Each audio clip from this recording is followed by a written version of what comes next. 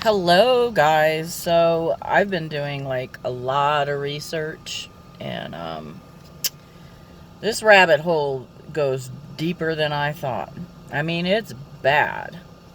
So, let's talk about Michael Jackson. All right. My girls and I spent the whole day at Neverland. And Randy, Tito, and Jermaine played with my girls, and the girls played all over the place, and the rides were still there. The animals were still there. When we first got there, we were the only ones there, and went in his arcade, and the grounds were beautiful, absolutely beautiful. And if you looked in the windows of the house, all you saw is portraits of him and his family. He honestly, at that point, did not seem like pedophile, and I was sympathizing with him, and I really wanted to reach out to him. We met him briefly. He came out of the house and he was walking around the grounds and said hello to girls and I, and then that was it. I mean, he went back in the house and we never saw him again. And this is when he was going through all of his accusations of being pedophile. Well, I completely 100% backed him and felt that he got a raw deal. And if you realize that the Illuminati, the Masons, were using him to as a what's the word I'm looking for? A diversion, to take the public's eye off of anything they might be doing, or what is somebody who's guilty? What do they usually do? They usually blame it on somebody else, right? The things that they're doing, they blame on somebody else. But recently, I've had a change of heart because, there were a few times that I ran into his brothers, um, especially Jermaine at Lake Las Vegas, and at a investment situation at Mike Tyson's house in Las Vegas. But I ran into him a few times, and I asked him to help me with my foundation, and of course, there was no help. Nobody wanted to help me, including them. Um, I met his mother, and I met his father, who was extremely evil and dark.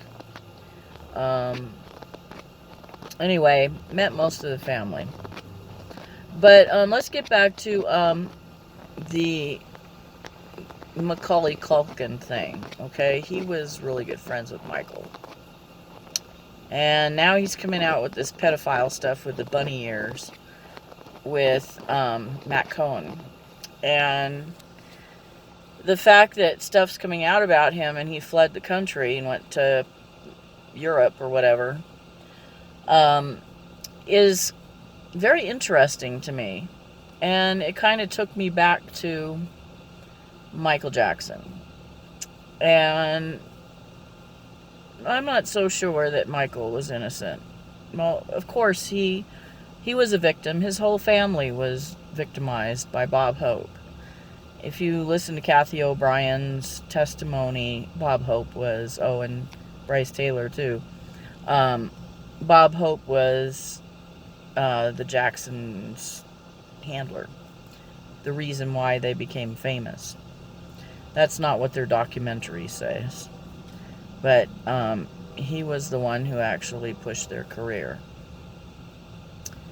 All these people are corrupt. They're always involved with corruption. CIA. Hugh Hefner was part of the CIA. He was a handler. He was doing all kinds of stuff too. That's from the research I've done. Of course, Hugh Hefner was disgusting anyway. Of course, he was a pedophile. We only saw him with women, but I'm sure he did some children in the industry as well. He was a sick SOB, and hopefully he's burning in the pit of hell where he belongs. Um, anyway,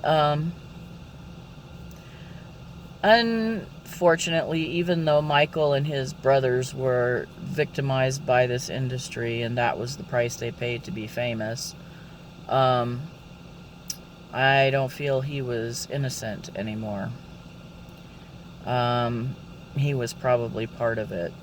I believe maybe in the last days of his life, he may have wanted to get out.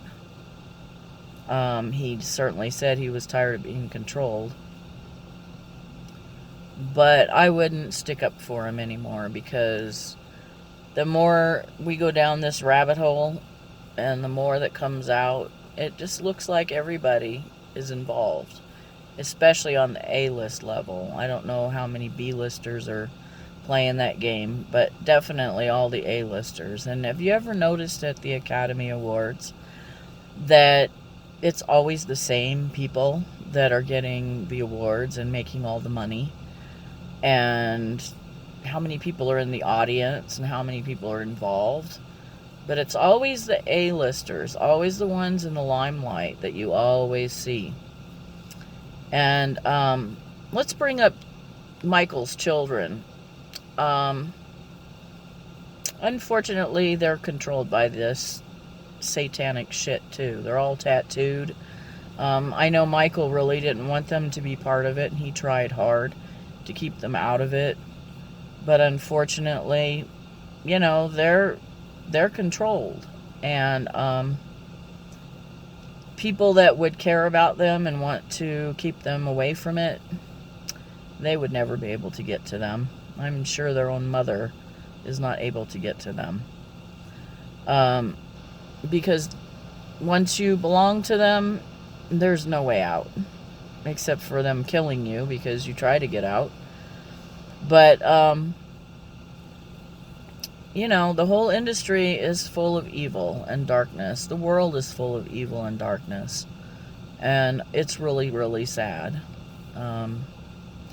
It's a shame, because Paris is a beautiful child, but she's unfortunately part of it now. Anyway, that's kind of what I wanted to talk about. I know that you've looked at my wall and you're probably sick and tired of seeing all the posts about pedophilia and child trafficking, etc., etc. But let's get real, guys, okay? If we don't become the solution, then we're the problem. If we're not willing to speak out, if we're not willing to band together with these whistleblowers and support them, then we're part of the problem. And that's the bottom line. So you can keep closing your ears, plugging your ears, closing your eyes, ignoring it, walking away, doing what you're doing. But you know what? This problem is so disgusting and vile and beyond anything you could ever imagine, that if we don't do something, if we don't band together and stop this, I think God definitely will, and it won't be fun.